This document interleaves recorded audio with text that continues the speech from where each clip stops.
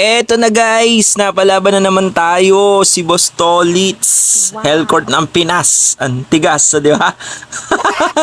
Eto, nakita ko na naman si Johnson, gustong gusto kong kuhanin yung lisensya nito eh. Asan ang lisensya mo? Asan? Asan ang lisensya mo? Nanggigigil na ako sa'yo. Ayan guys, dito pakita ko sa inyo ang lakas ni ang lakas ni Hellcourt, tingnan mo naman. Grabe Tindi. Kaya kung di mo pa nasubukan to, subukan mo rin.